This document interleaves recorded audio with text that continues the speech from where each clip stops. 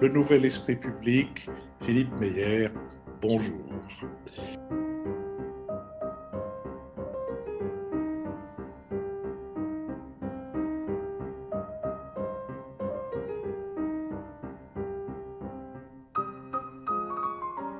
Nous revoilà après cette heure consacrée à l'élection américaine pour essayer de répondre aux questions de ceux qui nous ont suivis en direct. Je commence par celle de Lucien Rochet qui est en lien direct avec la dernière intervention de Jean-Louis Bourlange. Je lis cette question et je l'adresse donc à Jean-Louis Bourlange et ensuite à l'ensemble de nos participants. Peut-on attendre ou espérer de l'élection de Biden une baisse de la pression des populismes qui se sont emparés de nombreuses nations et dont Trump était emblématique? Jean-Louis Bourlange. Écoutez, vraiment, je n'en sais rien. Comme nous tous, j'en formule ardemment l'espoir. Je pense que Biden s'est très bien comporté pendant tous ces jours d'extrême tension.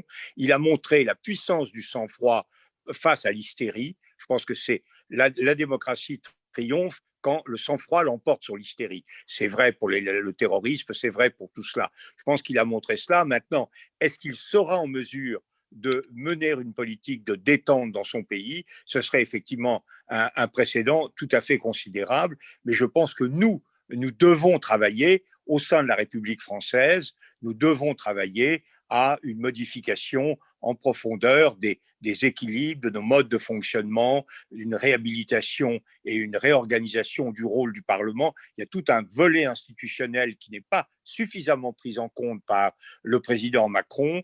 Il y a tout un ensemble de choses, mais je crois que, pour être plus simple, je dirais que tout dépend de notre capacité à être efficace. Si nous sommes toujours aussi mauvais que nous sommes depuis une trentaine d'années, nous les démocrates, si je puis dire, eh bien, on sera balayés. Si nous réussissons à maîtriser la pandémie, à relancer l'économie, à affirmer l'unité et l'autorité de l'Europe dans un monde en mutation profonde, je crois que nous gagnerons la partie. Nicolas Bavrez. Juste un mot pour rappeler que Trump est une conséquence et pas une cause. Et donc, le populisme a perdu une bataille, mais pas la guerre. Il reste présent. Pourquoi? Parce que les causes profondes du populisme sont toujours présentes et elles ne sont d'ailleurs pas désarmées par la simple victoire de Joe Biden. Donc, la crise des classes moyennes, le problème de la stagnation des revenus pour une partie importante de la population des pays développés, le problème de la crise identitaire qui est extrêmement profonde, la paralysie des institutions, la polarisation, tout ceci reste présent. Et c'est pour ça qu'il faut absolument arriver à y répondre et à adapter nos pays à un contexte qui est effectivement un contexte très difficile, très incertain, très volatile. Et donc en travaillant notamment sur ce changement du capitalisme qui est un capitalisme de rente, un capitalisme beaucoup trop financier, en arrivant de nouveau à ressouder les nations et à réengageant les citoyens dans la démocratie.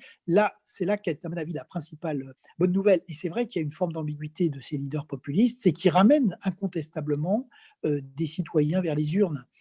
On l'a vu aux États-Unis, mais on l'avait vu avant dans d'autres démocraties, au Royaume-Uni, en Italie ou ailleurs, où des gens qui n'allaient plus voter sont retournés vers les urnes pour voter pour les populistes.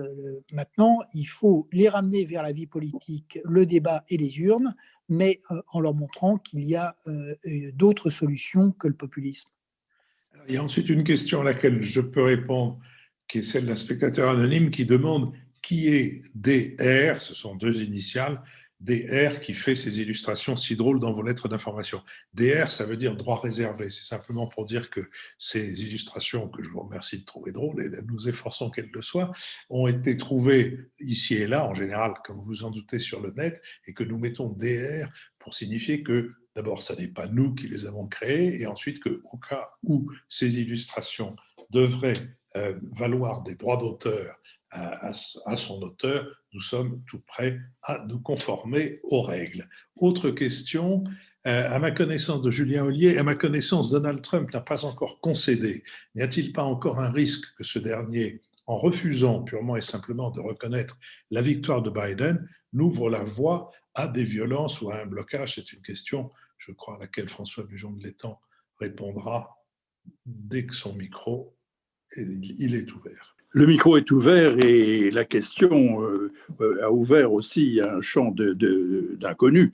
La question posée par notre ami auditeur est parfaitement pertinente.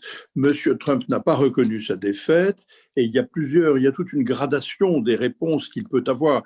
Il n'a pas non plus appelé à la contester. Beaucoup de gens craignaient qu'il ne choisisse ce que j'appelais par référence à l'élection en Côte d'Ivoire, il y a maintenant une vingtaine d'années, le scénario Laurent Gbagbo, c'est-à-dire refuser de reconnaître la défaite et puis appeler des partisans et des milices armées à venir dans la rue contester le résultat de l'élection. On n'en est pas là. Mais le fait qu'ils ne reconnaissent pas l'élection en elle-même n'est pas un bon signe pour la démocratie. Alors ce qu'il va falloir voir, c'est comment réagissent évidemment les gens autour de lui et singulièrement les caciques du Parti républicain. Il y a un certain nombre d'indices qui montrent que beaucoup des caciques du Parti républicain s'apprêtent à l'abandonner en rase campagne, parce qu'il faut bien quand même préparer l'avenir et s'en soucier. Je suis très frappé de voir, alors que toutes les chaînes et les grands channels de télévision américaines étaient notoirement anti-Trump, CNN en tête, que Fox News a fait comme les autres lorsqu'il a pris la parole il y a 2 ou 3 nuits à la Maison-Blanche, vous vous souvenez, pour expliquer d'ailleurs de façon extravagante et très lente dans une espèce d'exposé rédigé qu'il a lu laborieusement, qu'il y avait eu fraude et qu'en réalité c'est lui qui avait gagné l'élection. Tout ceci a été coupé par tous les grands canaux de télévision américains, y compris par Fox News, qui l'a accompagné de commentaires désobligeants. C'est donc le signe que le propriétaire de Fox News, c'est-à-dire M. Robert Murdoch, a probablement donné l'instruction de laisser tomber M. Trump, et cela préfigure d'autres. J'ai entendu l'attitude de M. Trump critiquée au cours des dernières 48 heures par un sénateur républicain de Pennsylvanie, puis par l'ancien gouverneur du New Jersey, Chris Christie, qui était pourtant à la Maison-Blanche et qui jouait un rôle dans la campagne Trump. C'est probablement seulement le début. Et M. Mitch McConnell et les leaders au Congrès du Parti républicain vont sans doute se tourner vers l'équipe Biden pour constituer l'équipe de transition. Il sera donc difficile dans ces conditions à M. Trump de continuer à jouer donc le scénario Laurent Gbagbo. Espérons de tout cœur qu'il ne le fait pas. Et comme il y a une certaine violence latente et qu'il y a la crainte de violence dans la rue, espérons qu'il n'ouvrira pas la vanne à ce type de réponse qui serait alors désastreuse pour la société américaine et désastreuse pour la démocratie américaine, dont pour l'instant je trouve d'ailleurs, comme les autres intervenants, qu'elle sort plutôt grandie que diminuée par la dernière élection. François, c'est peut-être aussi pour vous une question de Fayel qui demande quel est le risque pénal encouru par Donald Trump. Le risque pénal, il n'a rien à voir avec l'élection, mais il a effectivement une accumulation de procès contre lui. Il ne reconnaît pas le résultat. S'il ne reconnaît pas le résultat, je ne sais pas exactement qu'est-ce qui va se passer. D'abord, il faudra bien physiquement que le 19 janvier au soir, il ait quitté la Maison-Blanche. Donc, s'il ne part pas de son bon gré, on aura une situation totalement inédite et j'espère qu'on n'en arrivera pas là. Mais il ne court pas véritablement de risque pénal. Mais ce qu'il y a, c'est que le processus va suivre son cours. Si ces recours en justice sont rejetés les uns après les autres, comme il en était ces derniers jours en Pennsylvanie et dans le Michigan notamment, il va se trouver tout à fait démuni et il va y avoir ensuite les étapes traditionnelles, c'est-à-dire la proclamation du résultat de l'élection officielle le 6 décembre, puis la convocation le 14 décembre du Collège des grands électeurs pour élire formellement le candidat victorieux, c'est-à-dire M. Biden. Ensuite, on continue, il y a toute une série de haies comme ça à franchir, mais le processus continue pendant que M. Trump s'époumonne tout seul. Plusieurs questions, plusieurs auditeurs posent la même question. que je résume par quelle est la portée de l'annonce de Joe Biden de réintégrer les accords de Paris? En fait, le retrait des accords de Paris avait été une initiative, c'était un décret présidentiel de Donald Trump, donc il y avait 3 ans pour que ça devienne effectif. C'est devenu effectif à la veille de l'élection américaine, mais du coup, juridiquement, c'est la symétrie des formes. Donc, Joe Biden et il a dit qu'il signerait le retour des États-Unis dans l'accord de Paris le lendemain même de son élection. Donc là-dessus, il n'a pas besoin d'un vote du Congrès, et ça peut aller très vite. La question qui va se poser, c'est qu'une fois que les États-Unis ont réintégré l'accord de Paris, quelle sera leur position et comment vont-ils? Est-ce qu'ils vont s'engager très vite dans un plan national de réduction des émissions, ce qui est la logique de l'accord? En tout cas, le signal qui est donné est incontestablement très positif. Je rappelle que par ailleurs, la Chine a annoncé que pour la première fois, après l'engagement de la neutralité carbone en 2060, comme tout engagement des autorités chinoises, il faut le prendre avec un certain nombre de réserves, mais je pense que derrière, il y a l'idée que la Chine estime qu'elle a battu l'Occident sur la lutte contre l'épidémie, qu'elle l'a battu et contre le krach boursier, qu'elle est en passe de le battre maintenant sur le développement et la technologie, et donc que les Chinois sont dans une dynamique maintenant de battre l'Occident également en matière de protection de l'environnement, ce qui en soi est une bonne idée. Donc, on pourrait avoir une dynamique positive. Pour le coup, s'il y a une rivalité entre les États-Unis et la Chine sur le thème de la protection de l'environnement, ce serait une bonne nouvelle pour la planète. Une question qui, je crois, intéressera d'abord Jean-Louis Bourlange, d'un spectateur anonyme, d'un auditeur anonyme. Peut-on parler de fatigue démocratique quand on voit la fraction importante d'Américains qui ont voté pour un président si manifestement tenté par une dérive autoritaire? Oui, c'est la vraie question, c'est de savoir pourquoi les électeurs de Trump se sont prononcés en sa faveur. Parce que si on juge sur le bilan, il y a des raisons objectives de voter pour Trump. Sur le bilan économique, les décisions, il a pris assez peu de décisions au bout du compte, mais il en a pris 2 essentielles, qui ont été de faire baisser les impôts sur les sociétés, ce qui a permis un grand rapatriement de capitaux, qui a été très favorable à l'emploi. Il a prolongé la courbe de croissance, ce qui a créé des emplois. Ça vérifie d'ailleurs la thèse si contestée, et qui n'a jamais été celle de Macron d'ailleurs, mais qu'on a imputée à Macron, du ruissellement. On a bien vu qu'en favorisant les riches dans les conditions où il les a favorisés, ça a eu des conséquences positives sur l'emploi des Noirs, etc., à la base. Donc là, il y a eu la deuxième chose qu'il a faite sur le plan économique, ça a été de lancer une campagne assez agressive contre la Chine et un peu contre l'Allemagne en matière protectionniste. Ça n'a pas eu, c'est effectivement très dangereux à terme, mais ça n'a pas eu de conséquences ni positives ni négatives extrêmement sensibles sur le plan électoral. Donc les gens ont ça en tête. Ils ont l'idée que de ce point de vue-là, le président Trump a fait ce qu'il fallait, et il a poursuivi la croissance d'Obama, alors que globalement, on était plutôt en bout de cycle. Et alors, par ailleurs, il y a cette horreur de la communication, des mensonges, des tweets, des combines, des négociations avec Poutine ou avec l'Ukraine contre ses adversaires intérieurs, tous ces coups de canif à la démocratie, et il est possible qu'un certain nombre de gens s'en soient simplement moqués. Et effectivement, c'est l'impression qu'on avait le jour de l'élection, où on a vu qu'il n'y a pas eu de vague bleue.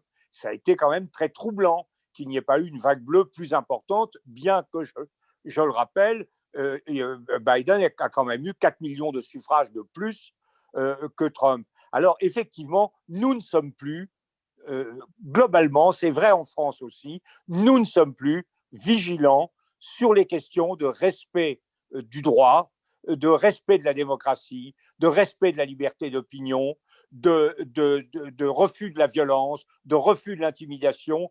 On voit bien à quel point partout le débat démocratique se recule sous l'influence de l'émotion, de l'instantanéisation, du ressentiment, de tout un ensemble de passions mauvaises qui existent un peu partout. Oui, je crois que les démocraties sont malades, mais sont-elles atteintes d'une maladie mortelle? Je continue à mon âge et dans mes modestes fonctions à ne pas désespérer. Sur la question du risque pénal pour Trump, Michaela Wiegel voulait ajouter quelque chose. Oui, parce que Jean-Louis vient de mentionner aussi l'utilisation de Twitter. Je pense que tout d'abord, ce qui est remarquable, c'est que à partir du moment où Trump perd son rôle de président des États-Unis, Twitter et les autres réseaux sociaux ne considèrent plus ce qu'il dit comme quelque chose d'intérêt public d'office, et donc il va être pas poursuivi, mais Twitter se réserve le droit d'intervenir et de rectifier ses propos. Donc ça, c'est une première conséquence très concrète et qui est assez remarquable quand on sait combien Trump a utilisé ses réseaux pour répondre à ses opinions. Et sur le risque pénal à proprement parler, notamment sur ces présupposés obligations avec les impôts qu'il n'a pas remplis. Je pense là, en revanche, c'est un peu différent parce que je crois on a tous un peu le modèle français en tête, mais en réalité, toutes ces investigations n'étaient pas gelées, mais ils continuent. Mais pour l'instant, ça n'a pas abouti. Donc, je crois que le risque, il n'est pas plus grand qu'auparavant. Il y a une question peut-être à laquelle tout le monde peut répondre ou à laquelle personne ne peut répondre, je ne sais pas, mais Michaela, puisque je vous tiens, je ne vous lâche pas, la question est toute simple. Qui incarnera le Trumpisme après Trump? Et j'imagine que cette question ne se limite pas à l'Amérique du Nord. Oui, je pense qu'en Europe, justement, Boris Johnson doit se poser des questions parce que lui il était toujours un peu le junior partner de Trump dans cette entreprise, même s'il s'est défendu de ce rôle, il était aperçu comme cela. Alors, comme nous sommes aussi dans une phase cruciale du Brexit, il va être très intéressant s'il essaye de reprendre en quelque sorte le flambeau. Il faut dire que Joe Biden ne lui a pas rendu la tâche très facile parce que quand on lui a posé la question, il a répondu mais moi je suis irlandais, ce qui est quand même assez cocasse quand on sait le rôle de l'Irlande dans toutes les négociations sur le Brexit. Et donc je pense que effectivement pour tous nos trumpistes entre guillemets en Europe, Viktor Orban, tous ceux perdent quand même un référent très important. Et ce sera très intéressant d'observer si ça va les amener à remplir encore davantage ce rôle, ou si au contraire, et par exemple pour le cas de Viktor Orban, il fait toujours partie du parti du peuple européen, le PPE. Est-ce qu'il va finalement réintégrer aussi par ses paroles et par ses actes ce parti? C'est pas décidé à mon avis, mais il leur manquera la grande référence aux États-Unis. Nicolas Varese? Alors, sur le Trumpisme après Trump, il y a deux questions. Il y a Trump lui-même. On a dit tout à l'heure que vraisemblablement le Parti républicain allait essayer de se reconstruire, mais de fait, il est à reconstruire. Mais il n'est pas certain du tout que Trump n'essaiera pas de peser fortement. Il a quand même 70 millions d'électeurs. Il y a une nouvelle génération de jeunes républicains qui sont très imprégnés du message trumpiste. Et après tout, Donald Trump lui-même, il n'est pas totalement exclu qu'il essaie de se représenter dans 4 ans à l'élection. Donc, nous n'en avons pas fini avec Trump et je pense que s'il insiste autant sur la fraude, c'est pas seulement pour se sauver la face, mais c'est aussi pour se réserver un avenir politique. Et la deuxième chose, on y revient, c'est que de toute manière, la marque de Donald Trump, elle restera dans l'histoire des États-Unis. L'Amérique d'aujourd'hui est une Amérique en partie trumpiste, y compris pour des gens qui ont voté Biden. C'est vrai sur l'insurrection de la classe moyenne, c'est vrai sur la radicalisation, et c'est vrai pour ce qui nous intéresse sur le protectionnisme, l'isolationnisme et la fin de l'interventionnisme américain dans le monde. Là où il y a quand même une très bonne nouvelle, c'est ce que rappelait Michaela Wiegel, c'est que de fait, c'est une défaite pour tous les hommes forts, puisque là encore, l'atteinte de Donald Trump au principe même de la démocratie était inouïe, puisque ses meilleurs interlocuteurs s'appelaient Xi Jinping, s'appelait Vladimir Poutine, s'appelait surtout Recep Erdogan, qui est l'homme politique avec lequel il a le plus échangé, s'appelait effectivement Orban ou Boris Johnson. Donc, d'une manière générale, il est clair que le fait que l'Amérique rompe, en tout cas, on va voir comment Joe Biden se comportera, mais c'est une défaite pour tous les hommes forts. J'ai oublié d'ailleurs dans la liste le prince d'Arabie Saoudite. Donc, il est clair que ça ouvre la possibilité d'un sursaut des démocraties et de la démocratie. Vous avez dit à l'instant, nous n'avons pas fini avec Donald Trump. Voilà une question qui peut-être est une façon aussi de reformuler cette constatation. Question de Christophe Loeb. Que devient un ancien président américain? Conserve-t-il, comme en France, des avantages liés à sa précédente fonction, François Buchon de l'Étang? Alors la réponse, ça dépend si on parle des avantages matériels. Il a une protection qui est assurée par le Secret Service. Il a un certain nombre d'avantages matériels qui lui sont assurés pendant longtemps d'ailleurs, mais c'est le cas également chez nous. Sinon, il est rare que les anciens présidents des États-Unis, c'est surtout ça qui est important, je crois, jouent un rôle important en politique. Ils gardent, si vous voulez, un rôle de caution morale souvent très important. Ils s'expriment quelquefois sur les grands sujets. Ils n'interviennent pas dans la politique politicienne, ou assez rarement. Ça arrive quand même. Je trouve par exemple très significatif, cette fois-ci, pour parler d'histoire très récente, que George W. Bush, tout en ne voulant pas critiquer publiquement M. Trump, ait fait savoir qu'il ne voterait pas pour lui. Je trouve ça quand même très important. Que Barack Obama, lui, se soit lancé dans la campagne électorale au bénéfice de son ancien vice-président, c'est assez naturel. Mais ce n'est pas du tout habituel. Par contre, vous n'avez pas entendu Bill Clinton, par exemple, du tout. On a entendu Hillary, on félicitait Biden, mais elle s'est tenue à l'écart de la campagne. Les anciens présidents. Ce qui est intéressant dans le cas de Trump, c'est qu'il est en principe rééligible puisqu'il n'aura fait qu'un seul mandat présidentiel. Il peut en effet nourrir l'idée de se représenter en 2024. Alors, rappelons qu'en 2024, il aura 78 ans et que c'est hautement hypothétique. Oui. Trump, nous dit un de nos auditeurs, il va falloir compacter nos réponses et s'en tenir au plus près possible de la question, car les questions affluent et il est déjà tard.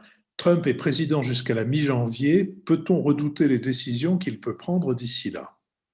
Oui, la réponse est oui. Il peut inventer je ne sais quoi. Il a encore un congrès qui est pour l'essentiel, enfin un Sénat qui est à sa dévotion. Il n'a pas, par contre, la majorité à la Chambre des représentants. Donc il ne peut quand même pas faire n'importe quoi. Mais il est en fonction et il jouit des pleins pouvoirs présidentiels jusqu'à la fin de son mandat, qui est en effet le 20 janvier, date fixée par la Constitution. Donc si on est de nature inquiète, on peut tout craindre. Et si on est de nature optimiste, que répond-on à la question de Marc? Le départ de Trump hier pour son golfe de Virginie ne signifie-t-il pas qu'il a reconnu sa défaite? c'est une interprétation qui est parfaitement valable, je pense. Moi, ce qui m'a frappé le plus, si vous voulez mon opinion personnelle, c'est justement quand il a pris la parole il y a quelques jours pour nier, bien entendu, la réalité et pour parler de façon longue et d'ailleurs terne dans un microphone pendant un quart d'heure ou 20 minutes. Quand il est parti, j'ai trouvé qu'il avait la démarche, les épaules voûtées et la démarche et le langage corporel d'un homme vaincu. Je peux dire un mot, Philippe? Oui, oui, bien sûr. Oui, il me semble que dans l'esprit de tout cela, que si je ne pense pas que Trump se représentera, mais ce n'est pas tout à fait exclu. En revanche, s'il veut peser, et ça il peut le faire, assez fortement sur les choix des républicains, et notamment à l'occasion des élections qui auront lieu dans 2 ans, il me semble qu'il a intérêt à aller au golf. C'est-à-dire qu'il a intérêt à arrêter à un moment cette affaire-là pour ne pas se mettre au banc de la société, de la démocratie américaine. Jusqu'à présent, il n'a rien franchi d'irrémédiable. Il a dit simplement qu'il voulait recompter, c'est tout à fait son droit, qu'il n'était pas battu, c'est tout à fait son droit. Il a dit des trucs évidemment atroces, comme il dit toujours, mais rien d'irrémédiable. Et je pense que s'il, lundi ou mardi, il disait, je crois que mon comptage ne me permet pas de remettre en cause l'élection de M. Biden, je pense qu'à ce moment-là, il serait dans une situation où il pourrait peser assez lourd dans les choix du Parti républicain par l'intermédiaire du courant populiste qu'il anime et que tous les élus républicains doivent ménager. Je vous remercie les uns les autres, je remercie les auditeurs. Je prie ceux dont nous n'avons pas pu prendre la question de nous le pardonner, mais nous aurons sûrement à traiter les thèmes qu'ils évoquaient dans nos prochaines émissions. Je vous annonce donc que ce supplément, ce BADA, qui correspond à ce que nous faisons quand nous sommes à l'école alsacienne, sera diffusé un peu plus tard dans la semaine. Et je remercie tous ceux qui y ont participé. Et mon Dieu, pourquoi ne pas nous donner à nous-mêmes, nous distribuer des fleurs. Je termine sur cette dernière appréciation arrivée d'un auditeur. Merci à tous, nous dit-il, et surtout, merci à Jean-Louis Bourlange pour son optimisme non béat. Jean-Louis Bourlange vous voilà sacré non béat, et merci aux uns et aux autres, et à la semaine prochaine, à dimanche prochain, pour un nouvel esprit public.